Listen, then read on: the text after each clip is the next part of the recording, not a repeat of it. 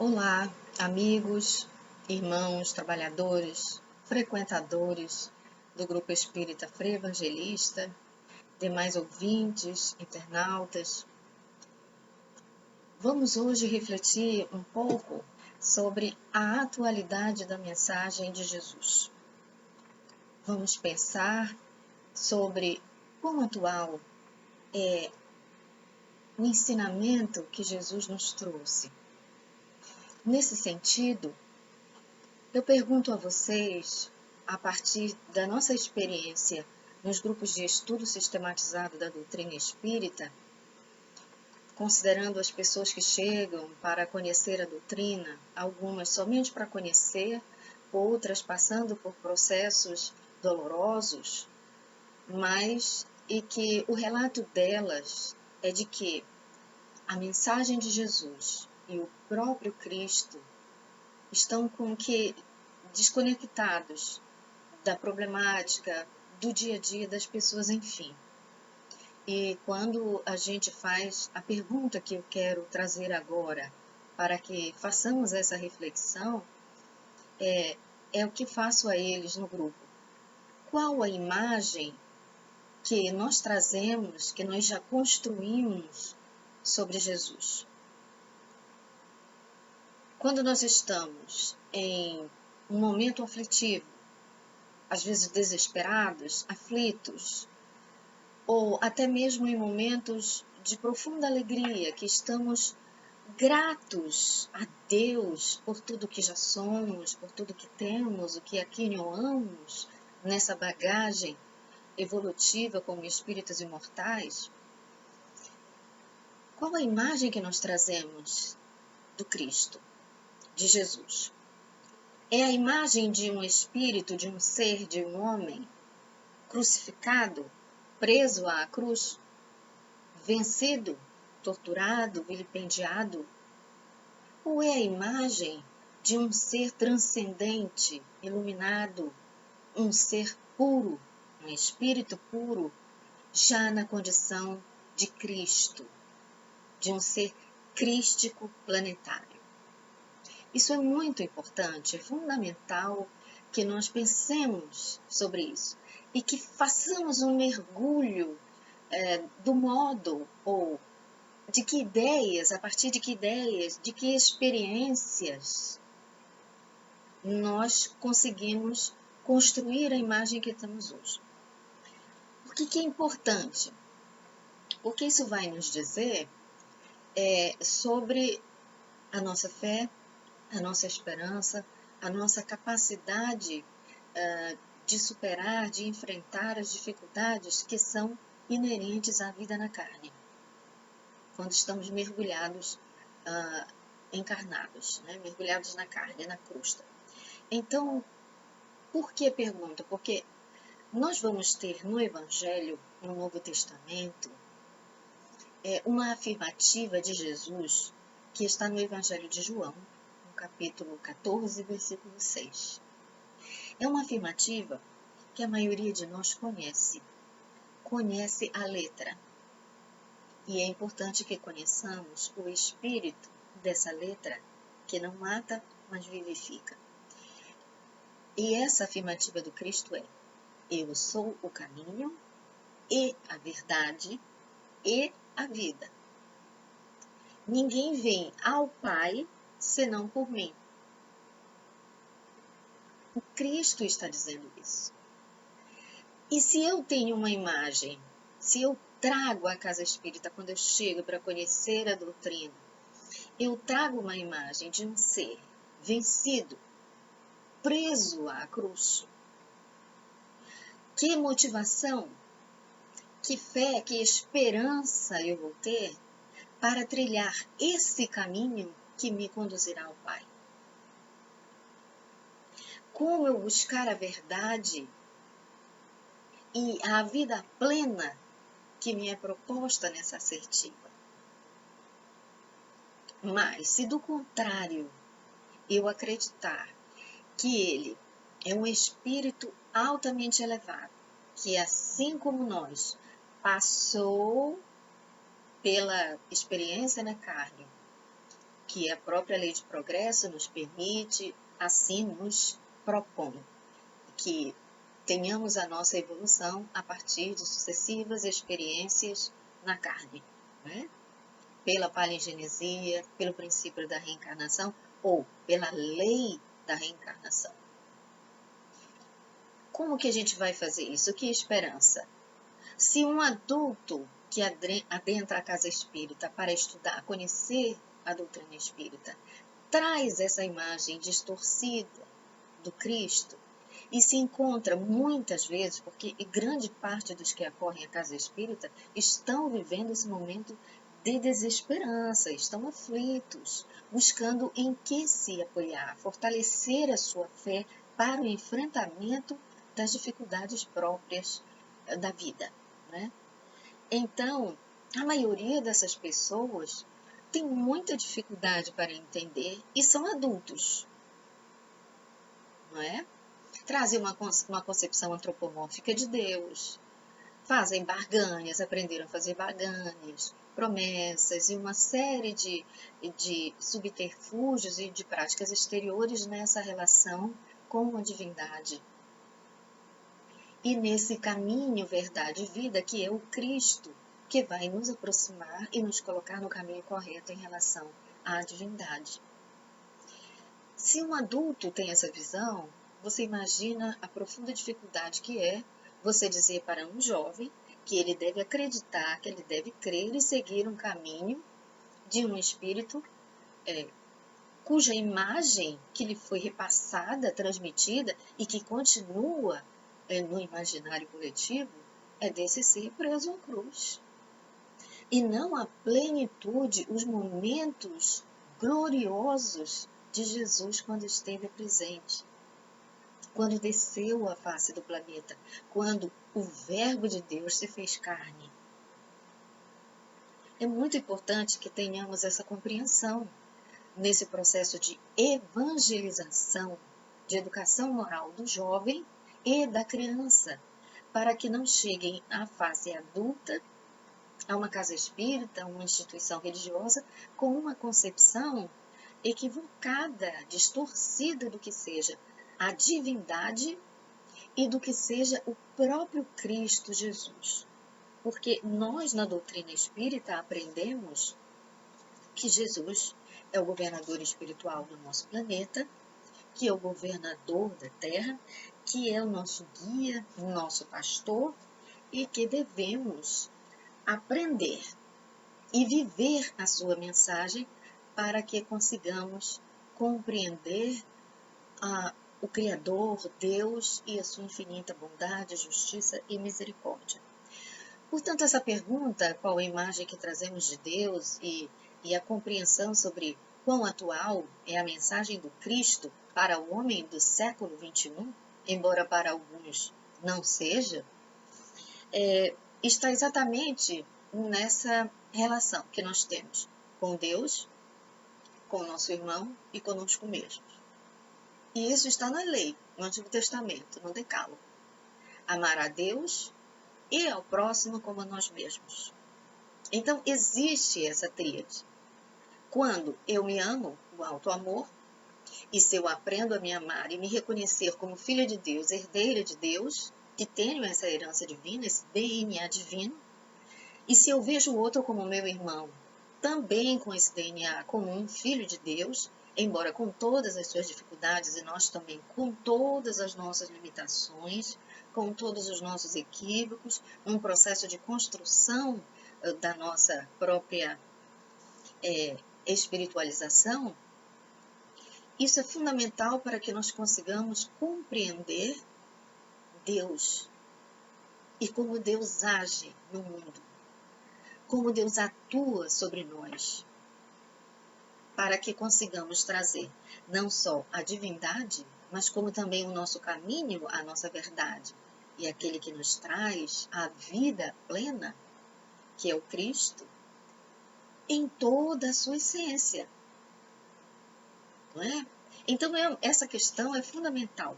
O auto-amor, a minha compreensão como filho de Deus, compreender o meu irmão também como filho de Deus, e nos compreendermos como obras divinas. Isso é muito importante. E por que a gente fala nessa relação com Deus? Veja que essa relação com Deus, ela não está, por assim dizer, distanciada, afastada para o homem de agora, o homem odierno, o homem contemporâneo. Não, esse afastamento de Deus, ele está simbolizado já no Antigo Testamento. É nesse sentido que queremos trazer. A mensagem do Cristo, a atualidade dela, é pertinente a nós, como foi pertinente ao homem no Antigo Testamento e ao homem do Novo Testamento. E quem são esses homens? Como eles estão simbolizados? Como eles se aproximam de nós? Quais as continuidades do homem do Antigo, do Novo Testamento e do homem de agora? E quais são as rupturas entre esses homens? A mensagem é a mesma, ela é única. Ela é uma mensagem cósmica. E o homem do Antigo Testamento se afasta de Deus, e o povo hebreu, quando escreve, traz a sua história, né? Narra a sua história, e depois ela é compilada nos livros, na coletânea de livros que integram a Bíblia, o Antigo e o Novo Testamento. Você vai encontrar na figura de Adão a queda do paraíso. O Adão representando esse homem, esse primeiro homem que estabelece com o qual Deus estabelece uma aliança. A aliança, um dos 5 temas que perpassam toda a Escritura Sagrada. Então Deus estabelece a aliança com esse homem, simbolizado na figura de Adão. Na doutrina espírita, nós vamos ter a compreensão de Adão, tanto no livro dos Espíritos estudando a raça adâmica, quanto nós vamos ter a compreensão dessa raça adâmica, o entendimento de Adão à luz da doutrina espírita na obra do benfeitor Emmanuel, A Caminho da Luz. Entretanto, o que eu estou trazendo aqui é o simbolismo que encerra o Adão no livro Gênesis, no livro da criação, no capítulo 2. Então, nós vamos ter que Adão prova do fruto da árvore do conhecimento do bem e do mal. O que significa isso? Adão conquista o seu livre-arbítrio. O homem, a partir do momento que tem o seu livre-arbítrio, a sua liberdade de escolher, opta por romper, por afastar-se do Pai, da divindade. E ao fazer isso, ele abdica do direito, do dever, porque direito implica dever, de cumprir com o seu papel na obra da criação. É isso que acontece, é isso que está simbolizado em Adão. Quando ele perde o paraíso, é quando ele passa, então, a ser responsável por todas as suas escolhas. Livre, portanto, em seus atos, mas escravo das consequências desses atos. Então, o que acontece naquele momento? O que está simbolizado? É que, a partir daí, com o não cumprimento da aliança com a divindade, Adão espalha a sua descendência. Quer dizer, pelo planeta, pelo mundo, um homem não comprometido com o bem. Um homem que se equivoca nas escolhas. Mas nós vamos ter essa questão do Adão romper com a aliança e não cumprir com seu papel, afastar-se do bem, não confiar na providência divina, e sim apenas em seu livre-arbítrio, nós vamos encontrar, não mais enquanto uma simbologia, né? uma forma de fazer com que a humanidade de então compreendesse. Mas vamos encontrar na codificação doutrinária já a humanidade em sua maioridade. Vamos encontrar no livro 2 do Livro dos Espíritos, capítulo 2, que trata do objetivo da reencarnação, né, da encarnação dos espíritos, do objetivo da encarnação dos espíritos. E Kardec, na questão 132, pergunta aos espíritos qual o objetivo da reencarnação para os espíritos, né, dos espíritos. Então, os espíritos respondem a Kardec que para uns é expiação, para outros missão. Sim, para uns missão, para aqueles que não precisam mais reencarnar, que já evoluíram, não precisam mais dessa experiência corpórea. Para os que ainda precisam, expiação, prova, né, para atingir a categoria de espírito puro, que já não necessite mais da encarnação, né, em planetas como o nosso, por exemplo. Mas também os espíritos dizem a Kardec que há uma outra finalidade para a encarnação dos espíritos.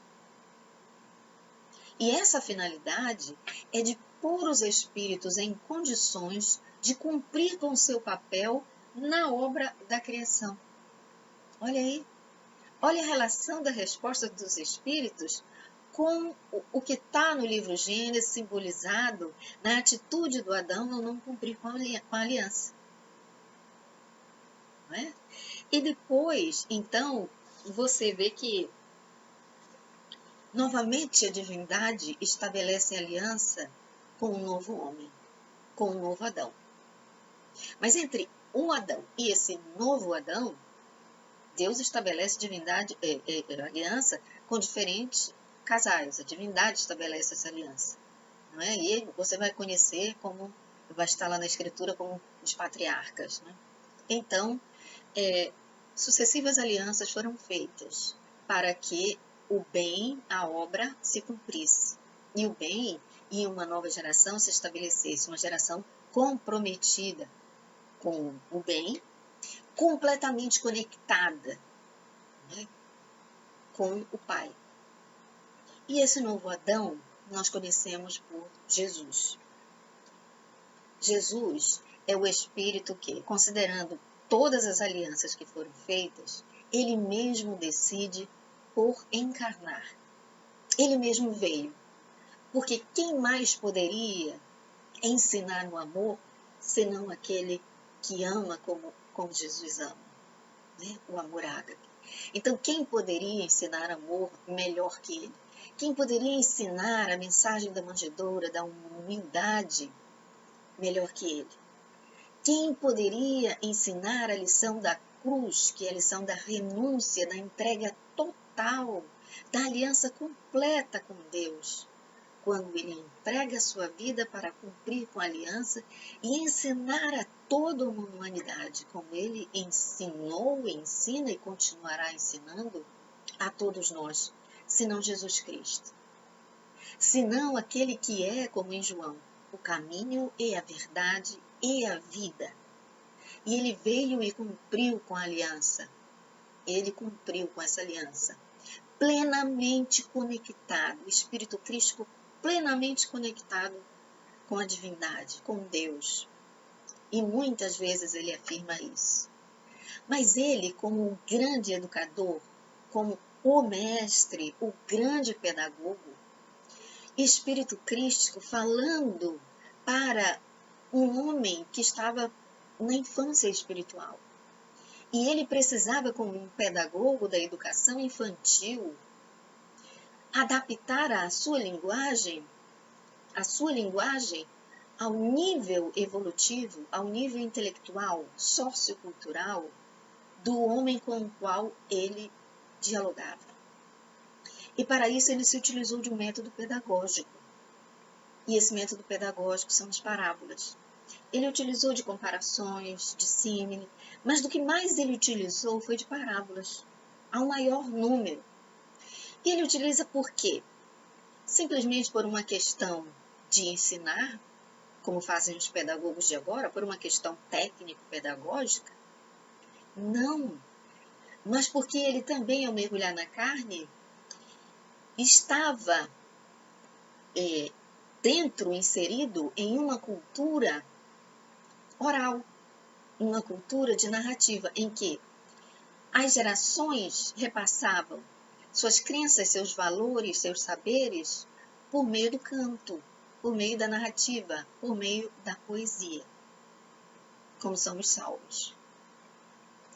E ele utilizava de parábolas. Ele utilizava da dramatização, como a pantomima, quando na passagem que nós conhecemos como a expulsão dos vendilhões do templo. Então Jesus adaptou a mensagem de Deus, o evangelho de Deus, a boa nova de Deus. Ele trouxe o reino de Deus, trouxe as primícias desse reino para nós e adaptou a nossa linguagem ao nosso nível intelectual, ao nosso nível espiritual, mas prestigiando, valorizando a cultura do homem de então. E trabalhou com parábolas, que são pequenas histórias que trazem fatos, eventos, acontecimentos da vida cotidiana desses homens. Veja, o povo hebreu, um povo de agricultores, que trabalhavam no pastoreio. Então, ele vai falar em ovelha, ele vai falar em semente, ele vai se utilizar, se apropriar do linguajar e das palavras do cotidiano desse homem com o qual ele estabeleceu a relação. Então, ele traz as parábolas para que as verdades inseridas nessa mensagem fossem de forma indelével fixadas na memória das pessoas, do povo. Fossem eles de que nível cultural? Porque Jesus não falou só com agricultores, Jesus não falou só com seu apostolado de pescadores, ele falou com publicanos, não é? Ele estabeleceu relação com Mateus em seu apostolado. Ele falou com homens que representavam o poder romano. Ele falou com doutores da lei, ele falou com membros do Sinédrio. Então, ele estabeleceu interlocução com homens de diferentes níveis, mas ele, o maior nível, como espírito puro. E a todos, pelas palavras, ele adaptou. E as parábolas eram importantes não só porque eram de fácil fixação para aqueles que tinham pouco nível intelectual, pouca escolaridade, pouco nível evolutivo, mas também conseguia, sem agredir, sem ferir ou provocar escândalo, escandalizar o outro, trazer verdades às autoridades, de forma que elas refletissem sobre o que estava naquela parábola. Qual era a moral, a máxima, a verdade que aquela parábola, aquela história trazia. É nesse sentido. Então, as parábolas tinham muitas vantagens. Não só valorizava o aspecto sociocultural do homem à época, trazia uma verdade que seria, a partir dessa história, repassada de um ao outro, né, pela narrativa, portanto, de uma geração a outra, como chegou. Inicialmente, o Evangelho não foi escrito. Ele foi falado, narrado.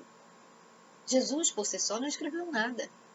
Com o passar do tempo, a partir especificamente do século I da era cristã e século II, é que esses textos começaram realmente a ser escritos, copiados, né, e traduzidos. E ao longo da história da cristandade, eles foram sendo elaborados e estão como estão hoje na Escritura Sagrada. Como eu falei anteriormente, a Bíblia é isso, essa coleção de livros, né? Então, as parábolas, se elas conseguiram trazer verdades imorredoras e que conseguiram ultrapassar o tempo, estão até aqui entre nós, e elas foram entendidas pelo homem daquele momento, daquela época, você imagina que agora nós tenhamos o homem já nessa condição, com essa evolução de ciência, tecnologia e do conhecimento como um todo, que nós tenhamos condição de interpretar essas parábolas e trazê-las para o nosso cotidiano, como ele fez com o povo hebreu, com o seu povo. Como ele conversou com todos. Nós podemos perfeitamente trazer esses ensinamentos para aqui agora. Nós temos relação com sementes? Nós temos uma relação com rede? Sim, temos. Nós podemos compreender as máximas que estavam? Sim. E como dizer que a mensagem do Cristo não é atual e não pode, nesse momento, nos trazer paz, serenidade, confiança e fé? Talvez porque nós não tenhamos conseguido ainda ultrapassar a letra. Porque muitos de nós, e eu retomo a experiência no estudo sistematizado, a maioria que chega à casa espírita, efetivamente, sequer abriu ou leu o Novo Testamento. Sequer abriu ou leu. Repete, às vezes, alguns trechos do Evangelho, algumas máximas, algumas parábolas, sem sequer saber onde está, se leram. Então, se não conhecemos sequer a letra, como conseguiremos sentir essa mensagem, viver essa mensagem? E se assim não for, não então encontraremos o caminho, não conseguiremos fazer contato com a verdade que Cristo veio nos trazer. Primeiro, a letra, ela é o passo inicial, o conhecimento, e depois a sua vivência. É um passo de cada vez. E muitas vezes nós, na nossa pressa, essa geração código de barras, atropela o processo. Sem conhecer a letra, quer viver e quer sentir, quer ter uma experiência religiosa e espiritual com Deus, com a divindade, com Cristo, quando a imagem que se construiu é deturpada e precisa ser, pelo conhecimento da doutrina espírita, ressignificada, transformada, para conseguir compreender Jesus como esse Espírito puro e não como crucificado. Esse que pode estar ao nosso lado, que nós podemos estar com Ele, e isso é profundamente consolador. Como é libertadora a leitura e a compreensão da questão 132 do Livro dos Espíritos, que diz que todos nós, ao progredirmos pela lei da reencarnação, pelo conhecimento e a vivência da mensagem que o Cristo nos veio trazer do Evangelho, nós conseguiremos, assim como Jesus, cumprir com o nosso papel na obra da criação. Mas eu tenho que esperar eu chegar a ser um espírito puro para cumprir com o meu papel? Não. Também na doutrina aprendemos que cada um, de acordo com o seu nível intelectual, com o seu nível espiritual, pode contribuir com a obra divina, com o bem, fazendo a caridade, orando, buscando o seu próprio melhoramento para, a partir do melhoramento das consciências, melhorarmos a coletividade humana no planeta Terra. E assim ajudarmos no processo de transformação, de transição planetária. Cada um vai fazendo essa parte. Nós podemos fazer aqui e agora e abreviarmos o tempo de chegada ou diminuirmos, encurtarmos este caminho para chegar até Deus, procurando um Cristo resplandecente, procurando um Cristo, como diz Joana de Ângeles na obra Jesus e a Atualidade, que é do ano de 2016, Joana diz assim: as parábolas do Cristo guardam as instruções vivas e continuam adequadas para os problemas odiernos, possuindo sentido harmônico e orientação capazes de serem aplicadas sem qualquer conflito de época, lugar e pessoa. O que a benfeitora Joana de Ângeles nos diz é: a mensagem do Cristo é atemporal. Ela serviu para o povo hebreu e ela serve para o homem de hoje, porque precisamos compreender e interpretar o que era Israel. Israel é o mundo todo, é a humanidade inteira, simbolizada naquele lugar, no momento em que ele esteve. Israel. Mas é o mundo todo. Ele é o governador espiritual. Ele é o pastor de todas as ovelhas no planeta. Ele não falava, Jesus, para um homem, para uma pessoa. Ele falava para o espírito imortal. era com ele que falava, né? É com o Espírito. Ele não falava para o homem corpóreo. E se ele falava para o Espírito, a sua mensagem, ela não é para um contexto, ela é eterna. Ela não é para o planeta Terra. Ele veio trazer as primícias do reino de Deus, que está no universo, que é universal, que não se prende ao planeta Terra. Ela é mais que atual, né? Então, na obra Renúncia, o Espírito Emmanuel, pela personagem Alcione, vai nos dizer: o Evangelho é um vasto caminho ascensional, cujo fim não atingiremos legitimamente sem o conhecimento e aplicação de todos os detalhes. Sabe? Precisamos conhecer e aplicar essa lei, ela em todos os detalhes. E eu quero finalizar com Joana de Ângeles também, quando ela nos diz que a atualidade, o homem de hoje, o tempo de hoje, esse tempo de pandemia, esse tempo de transição planetária, precisa urgentemente de um Cristo descrucificado. Descrucificado. De um Cristo companheiro e terapeuta em atendimento de emergência, a fim de evitar-lhe a queda no abismo. Por que sentimos que estamos à beira do abismo quando acontece uma pandemia dessa? Por que nos desesperamos e ficamos deprimidos? Por causa da nossa imagem de um Cristo crucificado. Ainda temos essa imagem e perdemos a esperança e a fé. E precisamos descrucificá-lo e entendê-lo como esse grande terapeuta, como esse irmão mais velho que veio nos ensinar a mensagem, que segura em nossas mãos e nos aponta o caminho seguro, o caminho que nos levará à verdade que nos libertará, em direção à vida plena que todos nós temos direito como filhos herdeiros de Deus que somos. Que Jesus nos abençoe a todos, em todos os momentos, que tenhamos paz, confiança e muita fé, mas que nos esforcemos para conhecê-lo melhor, conhecendo sua verdade e nos esforçando para vivê-la em nosso cotidiano.